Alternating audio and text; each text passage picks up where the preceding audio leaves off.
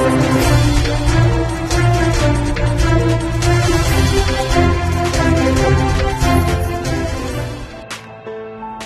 વરાછા વિસ્તારમાં સાયબર ક્રાઇમના કેસમાં સતત વધારો થઈ રહ્યો છે. શોર્ટકટથી રૂપિયા કમાવાના ઈરાદે યુવકો આ તરફ વળ્યા હોય તેમ બેંકમાં કરંટ ખાતાઓ ખોલાવી સાયબર માફિયાઓને કમિશનથી આપતી વધુ એક ટોળકીનો પર્દાફાશ થયો છે. મોટા વરાછા લજામણી ચોક મેરિડિયન બિઝનેસ સેન્ટરમાં ભાડેની ઓફિસમાંથી રેડ કરી 6 આરોપીને પકડી પાડ્યા હતા.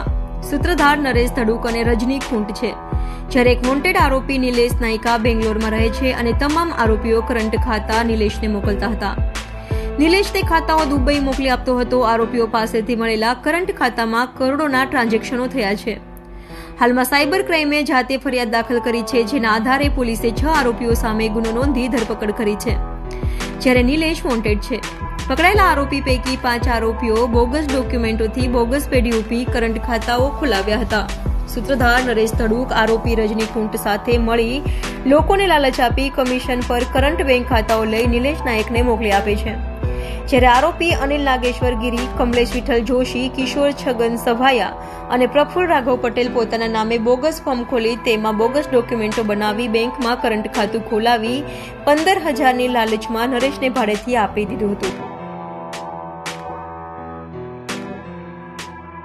પોલીસ કમિશનર સરની સૂચના અનુસાર સુરત શહેરમાં સાયબર ક્રાઇમને લગતી જે ગેરકાયદેસર પ્રવૃત્તિઓ થતી હોય, બેંક એકાઉન્ટ, સિમ કાર્ડને લગતી અને ફેક ફોર્મ વગેરે એને લગતી પ્રવૃત્તિઓ પર નજર રાખવા અને તે અંગે કાયદેસરની કાર્યવાહી કરવા માટે જે સૂચના આપવામાં આવી હતી તે અંતર્ગત સાયબર ક્રાઇમ પોલીસ સ્ટેશનના પોલીસ ઇન્સ્પેક્ટર શ્રી વાયસ ગામિતનાઓને અને તેમની ટીમને તથા એએસઆઈ મયુરીબેનને આ અંગે બાતમી મળતા તેઓની ટીમ દ્વારા ગઈકાલના રોજ ઉત્તરાણ પોલીસ સ્ટેશનમાં આવેલ એમબીસી જે કોમ્પ્લેક્સ બિલ્ડિંગ છે તે ખાતે રેડ કરવામાં આવેલી હતી. સદર રેડ દરમિયાન આ કોમ્પ્લેક્સની અંદર એક અન્ના કોરાટી એન્ટરપ્રાઇઝ કરીને એક શોપ મળી આવેલ હતી, જે ત્યાં આગળ રેડ કરતા કરંટ બેંક એકાઉન્ટનો જે સામાન હોય, ચેકબુક્સ હોય, ડેબિટ કાર્ડ્સ હોય અને પાસબુકને એ પ્રકારની જે બેંકને લગતો સામાન છે તે મળી આવેલ.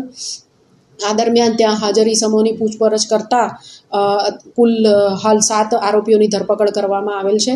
સ્થળેથી મળી આવેલા આરોપીઓને જોઈએ તો નરેશ ગોકુળભાઈ ધડુક, અનિલ નાગેશ્વર ગીરી, કમલેશભાઈ વિઠ્ઠલભાઈ જોશી, કિશોર છગનભાઈ સભાયા, પ્રફુલ્લભાઈ રાઘવભાઈ પટેલ વગેરે સ્થળથી મળી આવ્યા છે. તથા ત્યારબાદ પૂછપરછ દરમિયાન રજનીભાઈ ખૂંટનું ઇન્વોલ્વમેન્ટ લાગતા તેઓની પણ ધરપકડ કરવામાં આવી છે. આ કેસની અંદર જે નરેશભાઈ ધડુક અને રજનીભાઈ ખૂંટ એ બંને સુરત શહેરના વિવિધ વિસ્તારોમાં બોગસ ડોક્યુમેન્ટ્સના આધારે ફોર્મ ઊભી કરીને એ ફોર્મ ઉપર સુરત શહેરના વિસ્તારોમાંથી વિવિધ જગ્યાઓએથી અલગ અલગ બેન્કોની અંદરથી આ ફોર્મ ઉપર કરંટ અકાઉન્ટ કે જેની લિમિટ ટર્નઓવરની ઘણી વધારે હોય એવા કરંટ બેંક એકાઉન્ટ્સ ખોલાવીને જે નિલેશભાઈ નાયક નામના એક આરોપીને કમિશન ઉપર આપવામાં આવતા હતા. આ જગ્યાએ જે રેડ કરવામાં આવી તે દરમિયાન અમ્મા કોરાટી એન્ટરપ્રાઇઝ નામની જે શોપ હતી તે પણ એના પણ અલગ અલગ બેંકોમાં એકાઉન્ટ ખોલાવવામાં આવ્યા હતા.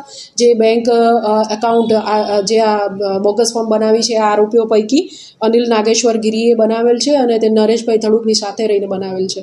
આ ઉપરાંત આ ગુનામાં જે આરોપીઓ પકડાય છે તેઓએ દરેકે પોતાનું બેંક એકાઉન્ટ ભાડે આપવા માટે આ રીતની બોગસ ફોર્મ ઊભી કરેલ છે, જેની અંદર કરંટ અકાઉન્ટ ખોલાવીને એ લોકો આગળ સાયબર ક્રાઇમ આચરવા માટે આ એકાઉન્ટ્સ ભાડે આપવા માટે આ પ્રવૃત્તિ કરતા હતા.